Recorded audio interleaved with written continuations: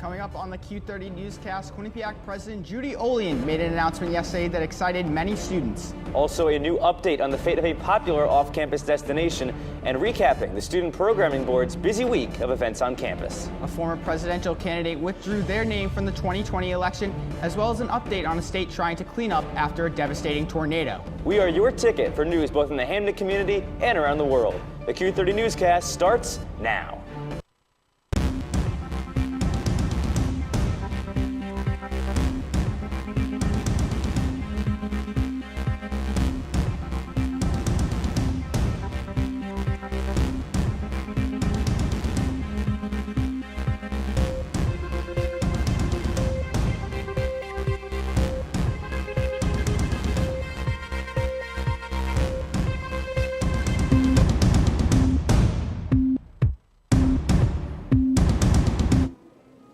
Good evening, Bobcats, and welcome to the Q30 Newscast. I'm Tom Krasnowski, alongside Shane Dennehy. Shane, I wouldn't want to make my news desk debut with anybody else. Tom, I'm super excited to share this moment with you. I think we got to get started on this one. And Tom, students were really excited to hear of President Judy Olean's announcement yesterday about a 26% increase to SGA funding. And 26 new faculty members. She also revealed exciting news about an SGA initiative that's been in the works for years. Callie Keys has more.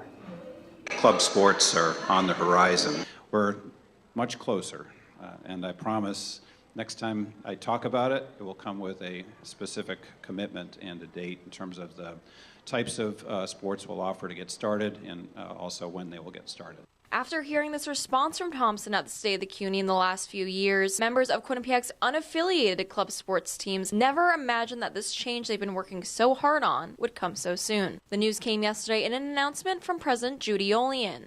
Club sports are coming in 2019-20. Students have been clamoring for this for years. Olean gave one student a special shout-out in her announcement. Caitlin Wardlow, Quinnipiac Jr., although not a member of club sports herself, went to Olean's office hours to advocate for those who are. My one goal from the beginning of this was to just help them and maybe get them some funding, maybe get them some field time. That was what we originally talked about in the office hours with President Olean. Wardlow admits she did not do this alone. It wasn't just me. It wasn't a single-handed kind of ordeal. I did have a lot of help. Luke Ahern's on SGA. Brandon Fatima used to be on SGA. They have been fighting for a decade. SGA has been trying so hard, and it's because of their effort that I was inspired to do this. With this news, many club athletes have taken social media to express their excitement. Some others have expressed it in different ways. My phone just started blowing up with everyone talking about how club sports got affiliated with Quinnipiac, and I was ecstatic. I literally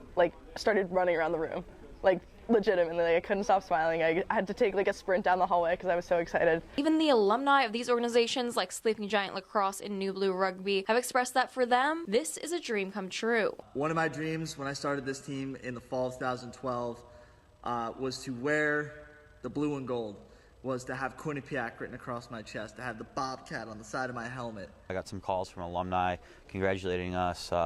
Just super excited. Everybody's looking forward to the future. While these club sport athletes are excited for the future is still very much uncertain. There are still many details that have yet to come out, like what the application process will look like for these club sports to become university affiliated. Stay with Q30 for the latest at the field hockey field. For Q30 News, Callie Keys. Quinnipiac University introduced a Dominic Yoya Endowed Scholarship Fund yesterday in honor of Nick Yoya, who died last week. Quinnipiac President Judy Olean and her husband Pete Liberty announced that they would be matching the $25,000 gift. The scholarship will be awarded to undergraduate students based on financial need. Quinnipiac put a jersey on Yoya's usual seat during the women's and men's basketball games this past week. Clubhouse Cafe on Whitney Avenue was a popular off-campus destination for many a Quinnipiac student, but not anymore. Clubhouse closed its doors in January after being cited for serving alcohol to minors. While it likely won't open its doors as Clubhouse again, the property has gone up for sale. Q30's Matt Fortin has more. Just a few weeks ago, long lines greeted bar-goers at Hamden's Clubhouse Cafe. It was packed almost all the time. Now just a locked door, and as of this weekend, a for sale sign. The now shut down bar was listed for sale on Coldwell Banker a few days ago. This coming just weeks after the bar's liquor license was suspended when police raided and found over 100 underage customers. I knew it was coming. You can hand them a piece of cardboard and they would let you in. Clubhouse's fate has been up in the air since being closed indefinitely by the state. But with the for sale sign up, it's pretty clear Clubhouse will not be returning. The Whitney Ave location is listed for about $250,000 and is being pushed for its high traffic count and many possibilities. Somewhere with like a bunch of games, like, I don't know, like an arcade, I guess. QU students offering their ideas about what they'd like to see take Clubhouse's place. Maybe something similar, or like a restaurant where people can hang out. I'd like to see pretty much the exact same thing. Some Hamden residents have a different idea. It shouldn't be a bar. It was something that benefit youth. The bar's Instagram is advertising a GoFundMe page to raise the $250,000 needed to buy the building. It's unclear who started the fundraiser and is yet to receive any donations. Still no word on any buyers or potential offers on this location, but stay with Q30 for any updates on this developing story. Reporting in Hamden, Matt Fortin, Q30 News. Earlier tonight, Quinnipiac's Community Action Progress hosted Faces of the Homeless. Hands for Hartford, an organization that helps people in need and the homeless community, sent 4 speakers to Quinnipiac. The 4 speakers shared their stories about being homeless and the biggest challenges that they face, with the hopes of educating the Quinnipiac community about the homeless population. Following the speeches, the speakers held a short Q&A with the audience. Quinnipiac's Best Buddies chapter held a concert in the Piazza yesterday in hopes of bringing awareness to its Spread the Word to End the Word campaign. Best Buddies has also been tabling in the Student Center as well. This campaign is all about eliminating the use of the R word and instead focusing on respecting everyone. Quinnipiac has put up posters around the campus of students and faculties that said what words they choose not to say and why they choose not to say it. Quinnipiac hosted the latest installment in its A Place at the Table open discussion series on Tuesday night. The topic, punishment and redemption in the age of social media. Professors Margarita Diaz and Philip Cunningham moderated the discussion. A Place at the Table is run by the Quinnipiac Department of Global and Cultural Engagement and hosts informal conversations about social justice and current events. Many students of different religions attend Quinnipiac, but are all of the religions represented equally on campus? Q30's Brooke Riley has the story. Students of many different religious backgrounds are welcome on the Quinnipiac campus, but are they all equally represented? Quinnipiac is a private university that is not affiliated with any specific religion, but the Center for Religion works to incorporate all. We look for ways because the more religious voices we have in a conversation, the better our experience is, and the better that the community is, and the better our students are when they leave an event. Although she is Catholic, senior Keziah Duart attends each different religion's events. Seeing each group and being a little part of each group and seeing it grow over the last 4 years definitely makes me feel like it's represented. Rabbi Rena Judd disagrees with this. Not fairly, not now. I mean, Jews are much smaller a group of religious students than Protestants, and there's only a 10-hour-a-week non-ordained Protestant minister here. She thinks that working with the university to figure out finance logistics could help fix this issue. That would take a huge financial investment, and it would take it would take a shift, and I don't know if that wants to be dealt with at this point. Father Jordan thinks it's important to keep the conversation open between all religions, allowing for each to be represented. We don't ask for anyone's religion at the door, and everyone is welcome here. I say the only faith I want in this space is good faith. Rabbi Rena welcomes all students to the Herald House as well. Anything that's done in the Jewish world at large, we do here every holiday. Seeing different religions and different views, what they think and what they believe, morals and values that they hold. You kind of take a little bit of each part and you hold it to what you truly believe and what you truly feel. As religious involvement on campus continues to grow, both students and faculty are working to make sure all feel included. At the Center for Religion, Brooke Riley, Q30 News. Coming up after the break, we will have an update on the introduction of tolls in Connecticut. Plus, some students working hard on a recycling initiative. That's right, guys. And also, spring break coming up, but let me tell you, it does not feel like spring. Currently 12 degrees right now in Hamden. Tomorrow, we're only reaching a high of 32, low of 12, and then Friday, high of 36, low of 24. Next time I talk to you guys, I'll give you the temperatures in your hometown here in the Northeast.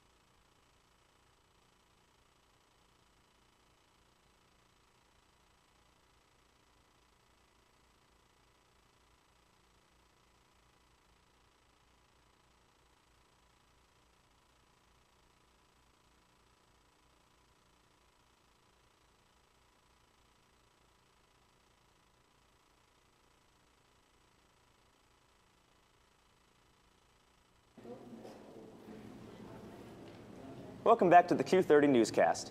From their beginnings as freshmen, Quinnipiac students are told by upperclassmen that the university does not recycle and to throw their recyclables into the normal trash. One group of students is determined to find a better solution. Olivia Schuler has more. Reduce, reuse, recycle. Quinnipiac University students are doing just that due to the university's lack of enforcement.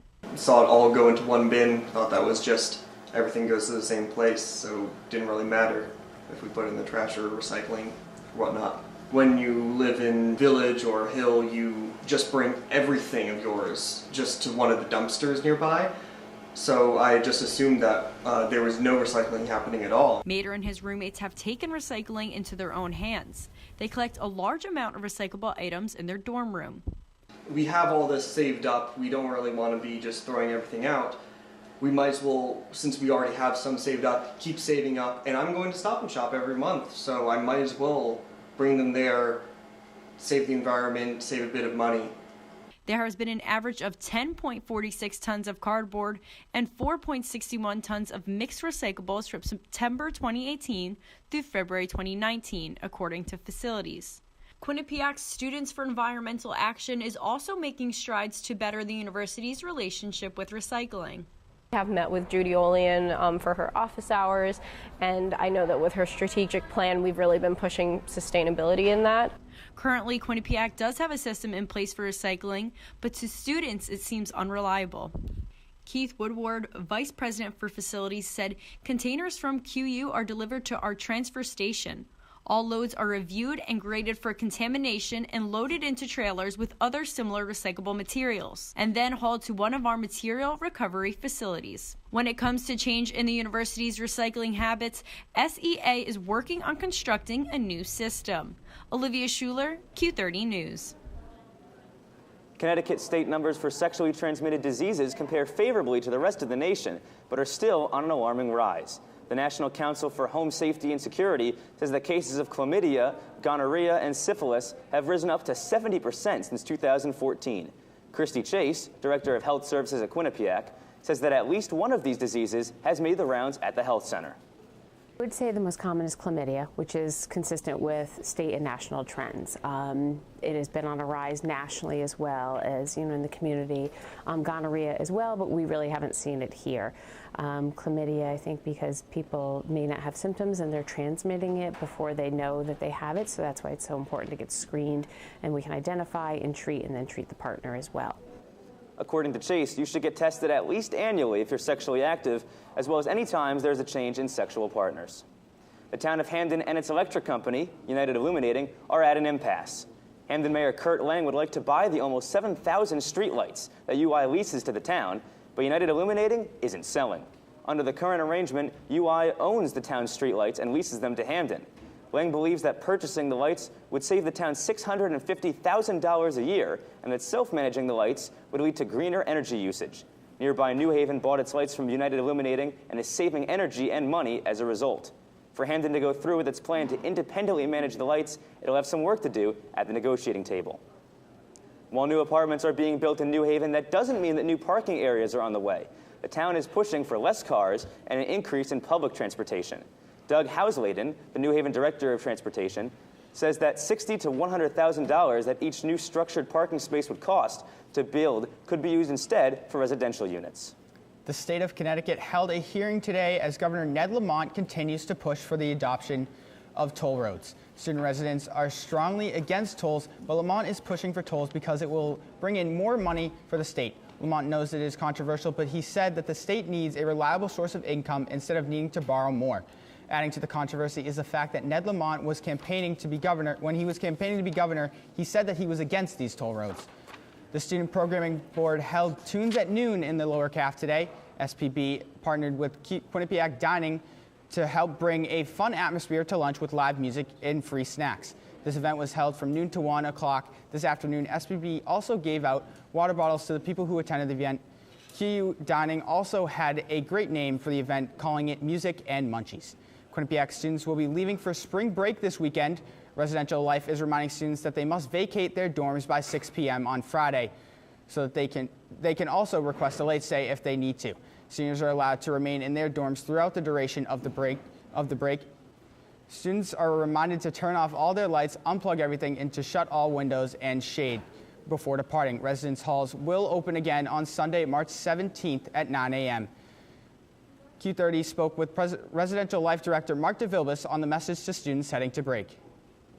We ask that they clean up their rooms and tidy up their affairs here. Good luck on midterms this week, and then have a good time away, and we'll see you back at the end of spring break for the final part of the semester. Speaking of closing down, one potential United States presidential candidate has also closed down her chances of running for office in 2020. We're now going to bring in Luca Triant to give you more on that former presidential candidate and more. Luca? Former Secretary of State Hillary Clinton has officially said she will not be running for president. The former presidential candidate lost to Donald Trump in 2016 after a close race. She says she's not running but plans to speak out on issues she believes in.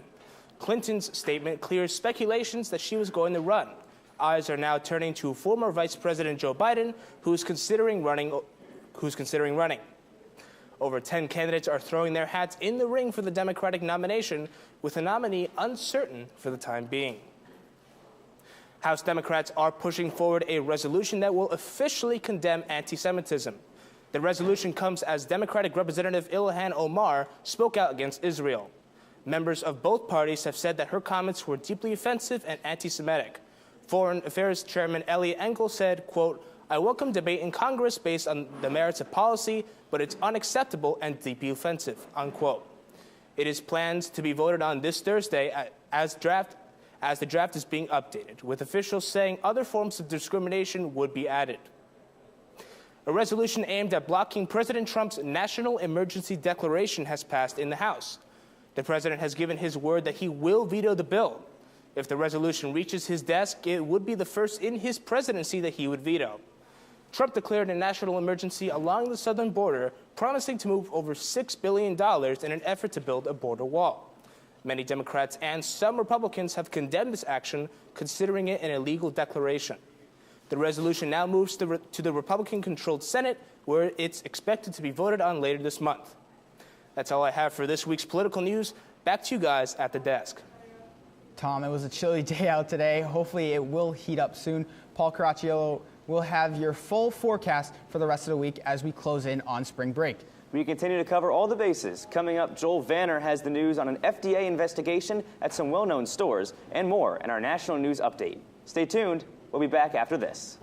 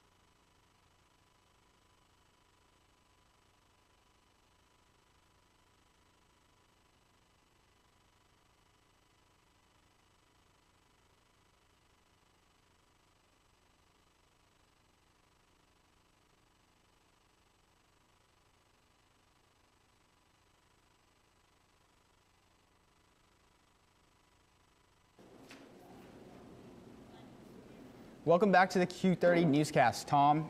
Quite the cold day out today. Indeed. Hopefully it'll warm up a little bit. Hopefully it'll feel a little bit more like spring by spring break. Our local weatherman has the latest. Paul, take it away. Well, you can hope it'll feel like spring all you want, but it won't. As I said earlier, 12 degrees right now, but let me show you the map of the Boston area. We're going to start off with Boston. So those of you from Boston, some of you say you're from Boston. We know you're from just south of Boston. But Boston's going to be an average 45 this weekend. Coming down to the Cape, the Cape's going to be 39. I don't know why you'd want to go to the beach in mass in March, but some of you are crazy. 43 in Providence for you Rhode Islanders. For you Middle Massachusetts, Worcester, I believe I said that right, 39 average. Amherst, for you people from Western Mass, 41 degrees average. And New London, just near home of our Vice President Joel Vanner, that's going to be an average of 43. We're going to move you down to the New York area, where we're going to start off in Hartford, more Connecticut focused. 45 average, not bad. 43 in Poughkeepsie for you upstate New Yorkers, depending on how you measure that out. Long Island, a nice 47 degrees average. New York City, a lot of boroughs, but they all average out to be 45 degrees, so not too bad. Scranton, Pennsylvania, home of Mike Scott, 47 degrees. And we're going to go down to Trenton. Trenton makes, the world takes. They can take 50 degrees for the weekend. Guys, back to you at the desk.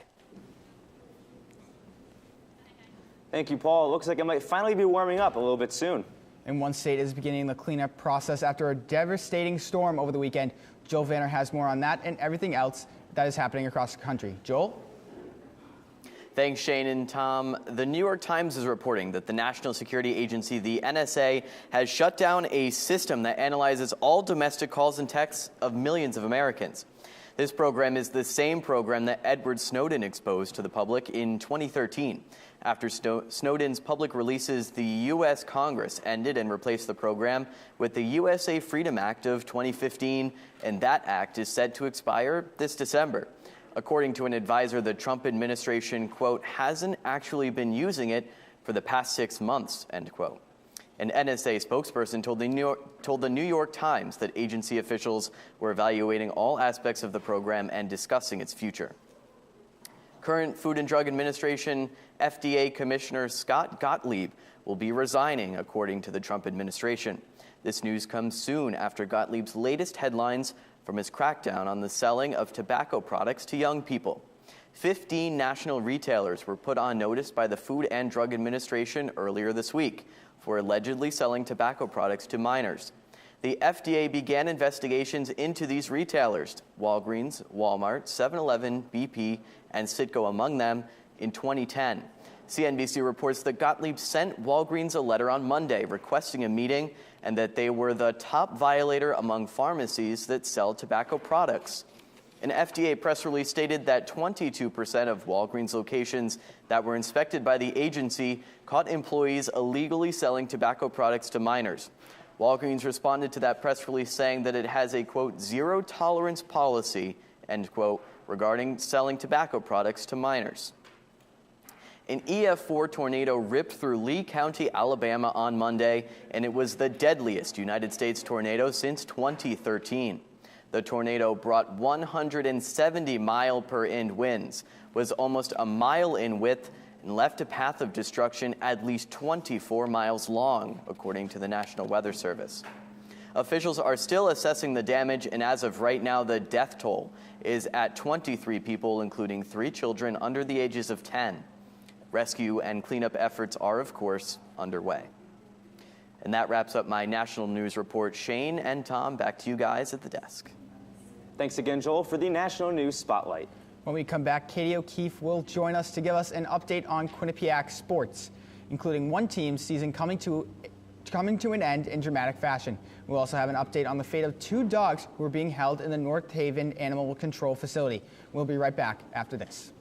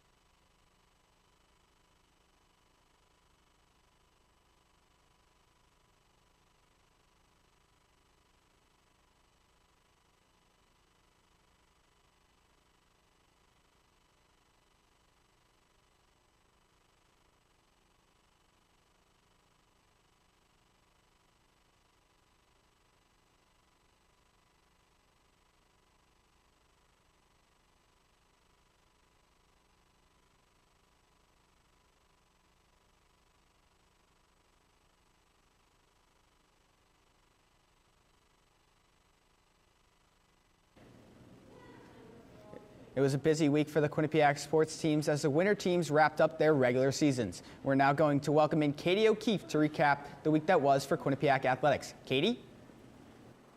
Thanks, Shane. And wrapping up the regular season has everyone's eyes on the prize. That's right, playoffs, except for one team whose tournament run is already over.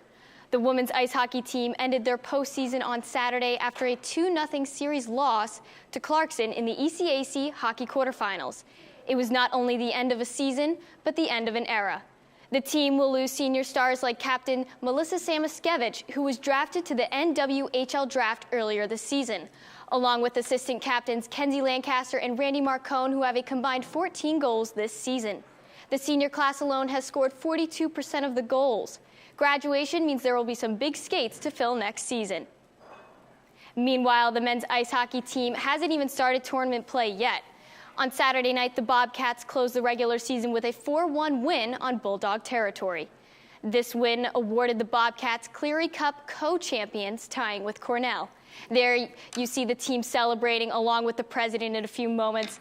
And with a first-round bye in the ECAC hockey tournament, their first playoff game will be the quarterfinals on March 15th on home ice. For Bobcat fans, March 15th falls on Quinnipiac's spring break, and this game will be without senior captain Chase Prisky. The Hobie Baker nominee was ejected from Saturday's game after kicking a fallen Yale player. Here's a quick look at the footage. We'll slow it down for you in a second. And you see here Prisky kicking the Yale player in the chest. Earlier today, College Hockey News announced that Prisky will suffer a 2-game suspension. And it's officially March, which means there's madness. Both the men's and women's basketball teams will head up to Albany, New York tomorrow for the conference tournament. The women's hockey team has the #1 seed, while the men's team sits in third behind Iona and Canisius. So by the time students return from spring break, spring sports will have taken over campus. Shane and Tom, back to you guys. Great job as always, Katie. Between winter sports playoffs and spring sports kicking off, Bobcats fans will have a lot to keep track of over spring break. And Tom, just heartfelt story right here. 2 Rottweilers named Cato and Cleo, bitter neighbor in Hamden after escaping from their yard in 2012. The dogs have been held in the North Haven Animal Control Facility since then, and today they were finally released back to their owner, even though a court and animal control officers ordered the 2 dogs to be put down. After 6 years, Miller and the dogs reunited. A nice story there. Unfortunately, that's all we have from the news desk. Be sure to like Q30 News on Facebook and follow at Q30 News on Twitter. Be sure to check out the rest of our content on Q30TV.com. That's all the time we have for the newscast tonight. Tom, I hope you enjoyed your first time anchoring the newscast. It was a blast for me. Blast for me, too. Let's do it again. Absolutely. For everyone behind the scenes and all the producers, have a safe and fun spring break.